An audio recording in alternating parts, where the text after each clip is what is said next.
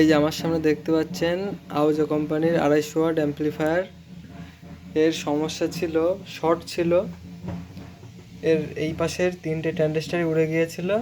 এই যে ড্রাইভার বোর্ডেরও সমস্যা ছিল। ড্রাইভারের ট্রানজিস্টর এই যে ফেটে গেছে, দেখুন। ডায়োড শর্ট ছিল, পিসেট খারাপ ছিল। এই যে, তো এটাকে আমি ঠিক করেছি, লাইন এখন চলে এসছে।